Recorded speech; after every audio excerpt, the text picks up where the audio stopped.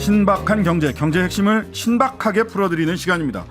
박시동 경제평론가 부릉부릉 오늘도 변함없이 나오셨고요. 안녕하세요. 예, 오늘은 부동산 전문가이신 한문도 전 연세대 정경대학원 금융부동산학과 교수님을 모셨습니다. 안녕하세요. 네, 안녕하세요. 네, 오늘 부동산 얘기를 좀 해야 돼서 네. 예 모셨습니다. 하이킥에는 처음 모셨는데요. 네, 잘 부탁드리겠습니다. 네. 자, 부동산 전문가시니까 요거는 네. 좀 한번 여쭤보겠습니다. 서울 양평고속도로 종점 변경과 관련해서 부동산 관련된 얘기들이 많이 나오는데 예. 종점 변경이 땅값에 영향이 있느냐 없느냐, 뭐 어떤 데는 거기는 이 조인트 JCT니까 그냥 교차로기 때문에 영향이 없다 이렇게 얘기를 하고요. 또 어떤 분들은 이거 무슨 소리냐, 이게 들썩들썩 하게 돼 있다. 더군다나 그 밑에 남양평 IC가 한 500m 상관에 JCT 바로 아래에 있기 때문에 그렇다 이런데 이렇게 얘기를 하는데, 도로건설과 부동산 지가 상승 이거 어떻게 봐야 됩니까? 저는 이렇게 표현하고 싶어요. 그런 말은 바다가 물로 돼 있냐 흙으로 돼 있냐 이런 수준의 질문과 토론입니다. 내 주제 자체가 수준이 낮습니다. 왜냐하면 여러분들이 아시는 징기즈칸 아시죠? 징기즈칸도 한 말이 있어요. 네. 뭐 길이 나야 뭐가 된다. 인류의 역사가 길이 없으면 안 되거든요. 네네. 그러면 우리가 기억하실 게 경부고속도로 있지 않습니까? 네. 지금 거기 뚫고 나서 물론 다른 지역도 집값이 많이 올랐지만 경제가 발전해서 네. 거기가 다른 지역 대비해서 한 300% 400%더 올랐고요. 네. 최근에 예를 들면 춘천 고속도로가 서울하고 뚫렸잖아요. 예, 서울 춘천. 네, 거기서 양양까지 가죠, 그게. 네네. 네. 그 일대에 있는 지역의 땅값이 제가 체크해 볼 때 한 100만 원짜리 뭐 이런 것들이요. 네. 보통 2.5배에서 3배 다 올랐습니다. 특별한 뭐 없이 길만 놔도 그 정도 효과는 분명히 있습니다. 그렇기 때문에 네네. 그 주신 질문은 사실 뭐 질문에 대해서 대답할 좀 가치도 없고 누구나가 길이 나면 집값이 오른다는 건 상식이거든요. 그러니까 요즘은 이런 것도 계속 물어봐야 돼서 네네. 저도 그렇게 상식적으로 알고 있었는데 그러니까요. 아니라고 하니까. 네네. 그러니까 오염수가 먹을만하다라는 수준의 그런 논리밖에 안 되는 거죠. 제가 볼 때. 네. 알겠습니다. 저는 그렇게 생각합니다. 예. 네네. 그 다음에 하나는 요것도 한번 여쭤볼게요. 그 선산이 있는 곳이라 개발 의사가 없다. 라는 얘기를 한단 말이죠. 네. 근데 강상면 일대 소유한 김건희 일가 토지를 등록 전환을 한 후에 토지를 여러 필지로 분할하고 지목 변경 작업을 순차적으로 했어요. 이게 부동산 개발 의사가 있는 거냐 없는 거냐, 이런 질문을 드리는데요. 답변은 광고 듣고 와서. 예. 신장식의 뉴스 아이킥 한문도 박시동 두 분과 함께 신박한 경제 이어가겠습니다. 자, 그 광고 전에 드렸던 질문이 예. 자, 등록 전환, 산을 대지로 등록 전환하고 필지 분할하고 지목 변경 작업을 했다. 이건 부동산 개발 의사를 가지고 한 거 아니냐? 그건 당연하죠. 예. 당연한 일입니까? 대지의 용도라는 것은 이제 주로 이제 주택 건축이 1번이기 때문에 네. 그리고 토지 삼승의 법칙이라고 했어요. 이어서 말씀드리면 토지 상승의 법칙. 삼승. 삼승. 네. 예. 그러니까 발표가 되면 땅값이 한번 오르고 1번. 착공하면 다시 더 튀고 완공하면 완전히 오르고 이랬거든요. 그러면 이 개발 이 도로와 상관없이 네. 지목 변경을 해가지고 개발 의지가 있는데 만약에 이렇게 강상면을 뚫리잖아요. 네. 인근에 그 건설회사 하나 하고 있잖아요. 예. 그 김건희 씨 일가 그 후분들이 가족 부동산 건설회사 하나 개발회사. 있잖아요. 네네. 예. 그 건설회사가 인근에 한 3,000평짜리가 또 있어요. 예. ESIND 그 네 맞습니다. 부동산 예. 투자 내지는 개발회사입니다. 건설회사 그 공리 개발하고 그랬던 예, 양평 개발했던 쪽에. 데입니다. 그 땅이 한 3,600평 되는데 한 용적률 250% 잡으면은 아파트 한 또 300세대 지을 수 있어요. 용도 변경 물론 거쳐야겠지만 네. 도로가 나면 그 어마어마한 이득을 보게 되는 거죠. 가능성이 있는 거예요. 부동산 하시는 분들 다 알거든요. 네. 그리고 이제 여기서 제가 처음 말씀드리는데 네. 공흥리 땅도 네네. 그 아파트도요. 네.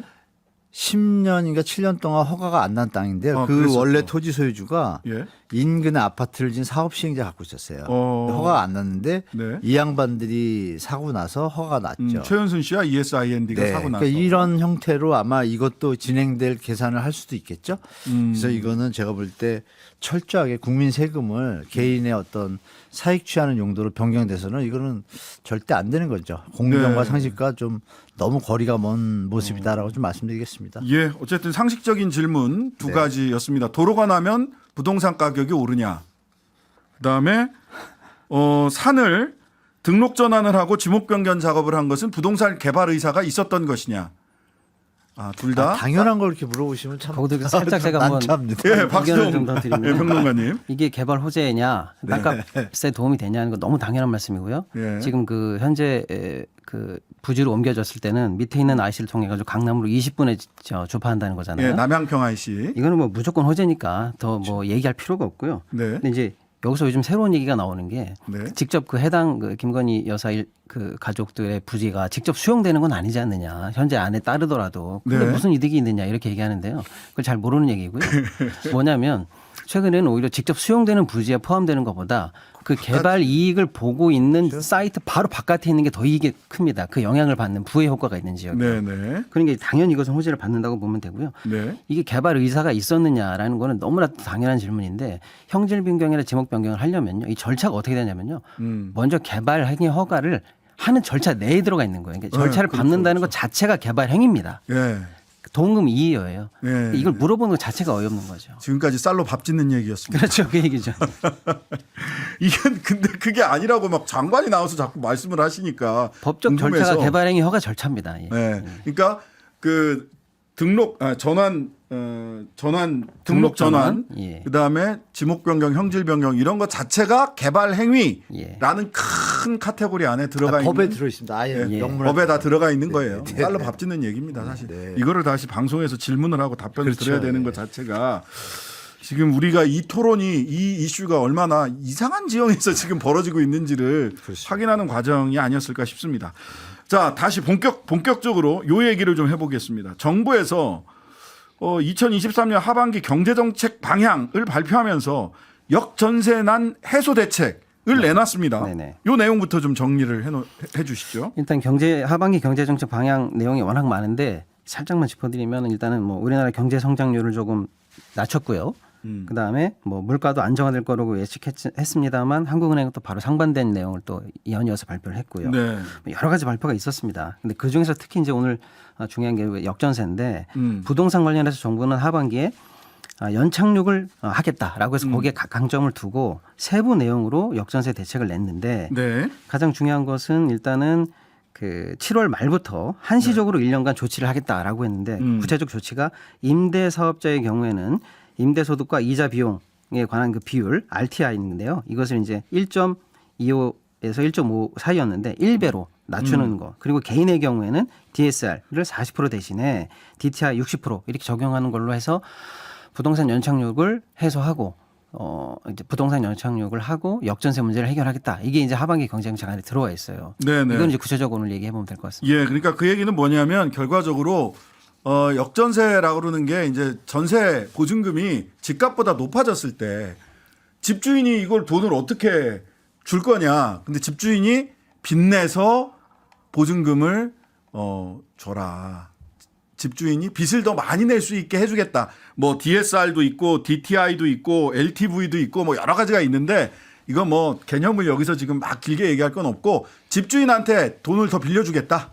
요런 거라고 그냥 거칠지만 요렇게 좀 볼 네, 수 있는 거죠. 맞습니다. 예, 보증금 돌려줄 능력이 없는 분들이 지금 많잖아요. 갭투기 해가지고 이제 갭 투자. 자기 돈 없이 한 분들 또 게다가 돈이 이제 전세금을 올려가지고 받았는데 2년 뒤에 돌려줄 생각 안 하시고 써버린 분들도 계시잖아요. 아, 네, 그런 분들은 지금 돌려줘야 되는 상황이 돼버리니까 네네. 돈이 없죠. 써버렸으니까. 네. 그러니까 그런 분들이 지금 갚을 능력이 없으면 집을 팔아서 갚는 게 원칙이고 자유시장 그렇죠. 그게 경제에 맞는 원칙이죠. 건데 느닷없이 정부에서 민생 안정이라는 카테고리 속에 이걸 넣었죠. 예. 물론 이런 명분은 있어요. 뭐냐면 소득이 없는 분들, 뭐 은퇴분들 이분들이 갑자기 돈이 어디 있냐 이렇게 얘기하는데 네. 원론적으로 들어가 보면 그럼 받았던 돈은 어디다 썼나요?라고 다시 한번 확인해 봐야 됩니다. 그 부분 네. 좀 빼고 얘기하는 게 좀 아쉽고 네. 여하튼 뭐 정부의 입장은 전세 가격이 역전세난이 심화되면 부동산에 좀 문제가 생기고 금융으로 시스템 위기가 전이가 될까봐 선제적 대응이란 말을 합니다. 네. 선제적 대응인데 결론은 이제 시행하겠다는 거잖아요. 네, 네. 1년간 한시적인데 핵심 말씀대로 대출 액수를 좀 늘려준다는 겁니다. 여기서 좀 문제점이 뭐냐면 전체 지금 한국은행 보고서로 보면은 200만 가구 조사했는데요.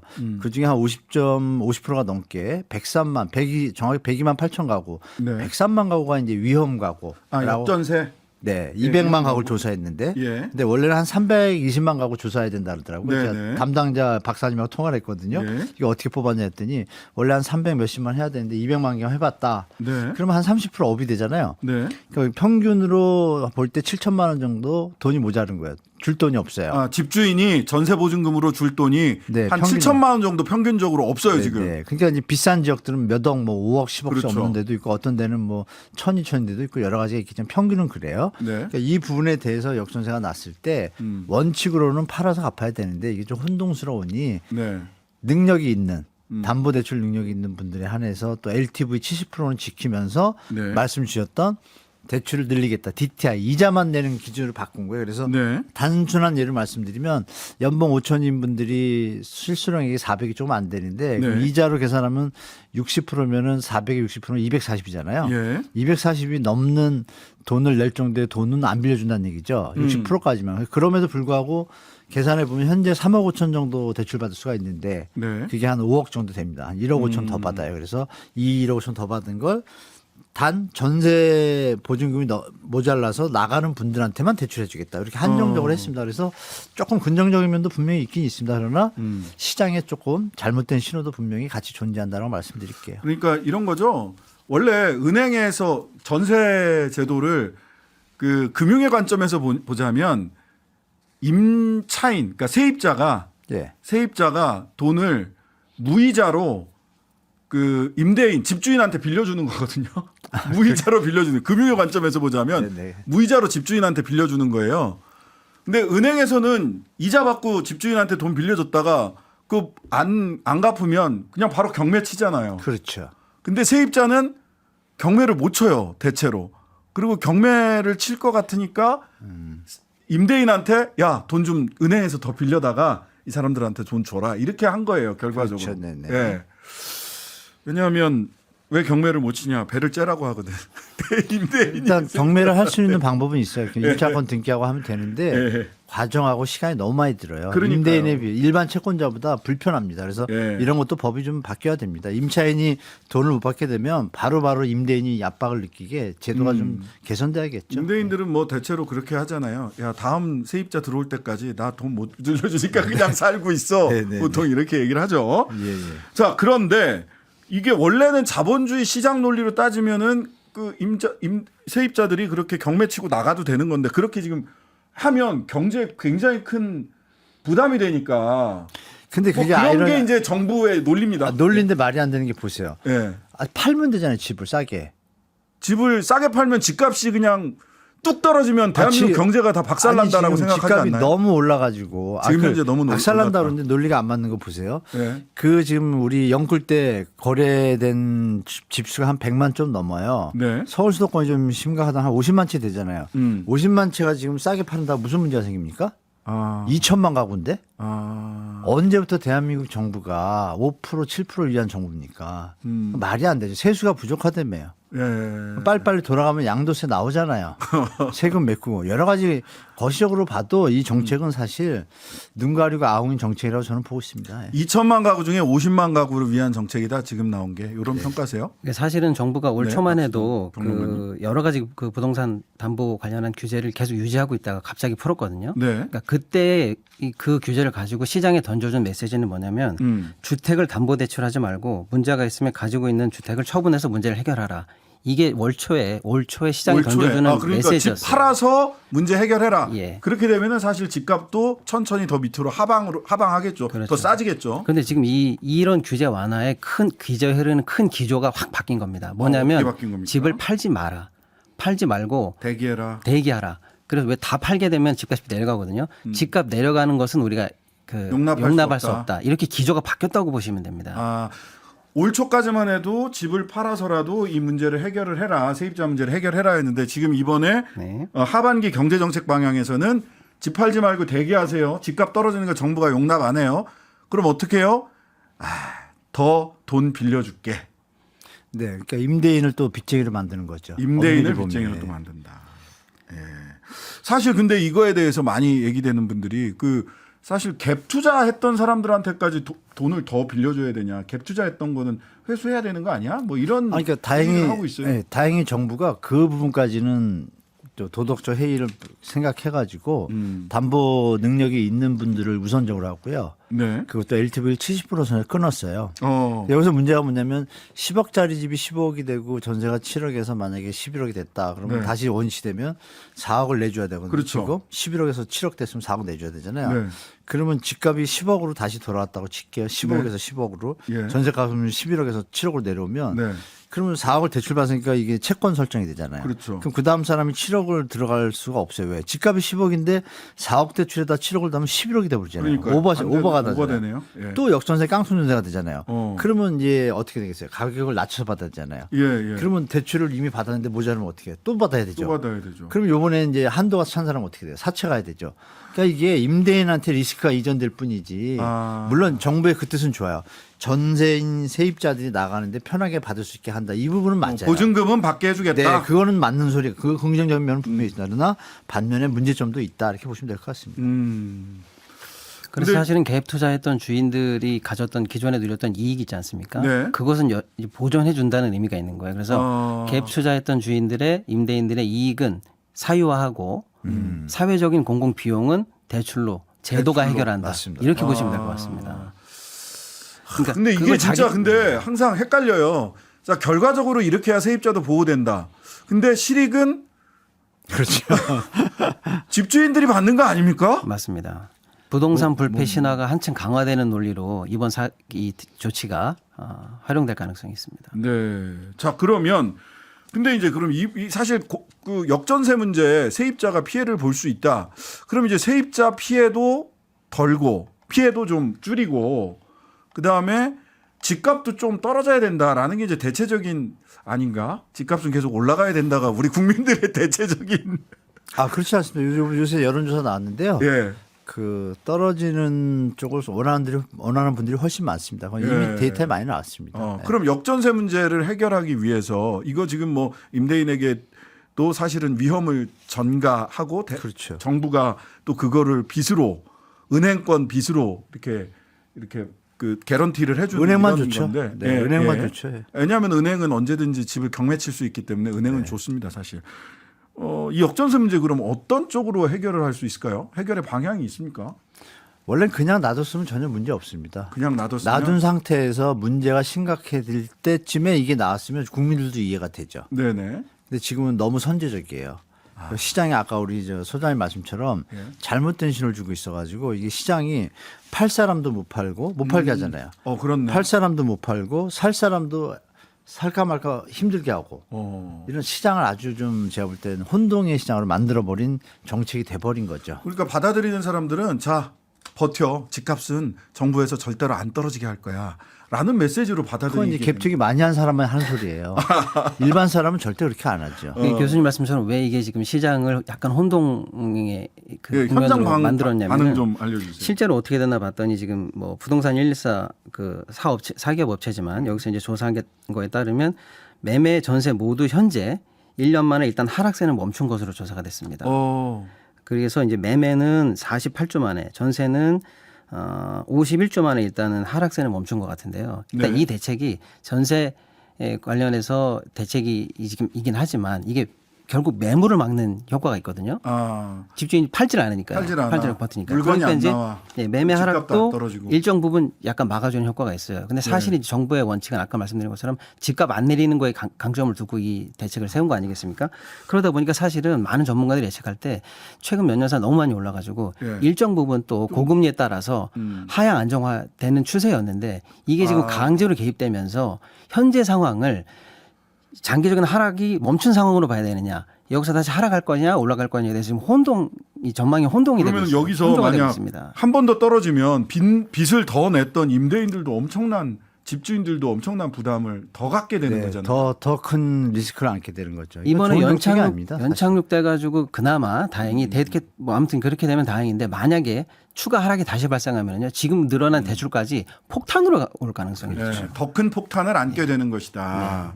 자, 근데 어쨌든 간에 정부는 집값이 떨어지는 것만큼은 용납하지 않겠다고 확실한 믿어요. 기조입니다. 예. 그러니까 저 상식적으로 생각해 지금 집값이 하향 안정화 된다고 가정하면 예. 집주인들도 적정한 수준에서 무리하게 갭투자기 한 분들 빼고 대부분은 이미 많이 올랐기 때문에 어느 가격에 팔아도 수익이 이득이다. 나는 수준이에요. 다만 싸게 팔 뿐이지. 그럼 주택 하향 안정화 되면 주택에 들어가는 우리 수요자들의 부담이 줄게 되면 그 나머지 돈은 어디다 쓸까요? 대출 이자를 5억을 받을 걸 3억밖에 안 받는다고 가정할게요. 집값이 네, 내려와서. 네, 네. 그럼 2억에 대한 이자를 안 내면 어디 쓰겠습니까? 뭐 먹고 소비할 거 아니에요. 내수를 진작시키는 효과가 그렇죠. 있겠죠. 소비가 돼야 내수가 되고 이어지는 효과가 분명한데 이건 가계부채가 심각하다고 IMF, OECD 다 경고를 했고 이렇게 부자를 위한 정책을 하지 말라고까지 조언까지 줬는데도 청개구리인지 도대체가 왜 일로 가시는지 알겠습니다. 전혀 지금 이해를 못하고 있습니다. 저는 사실. 부동산 불패 신화를 절대 깨트리지 않겠다는 의지가 읽히는 정책이었던 것 같습니다. 신박한 경제 지금까지 한문도 교수 박시동 경제평론가와 함께했습니다. 감사합니다. 감사합니다. 고맙습니다. 하루 종일 기다려지는 진짜 시사. 평일 저녁 6시 5분 신장식의 뉴스 하이킥.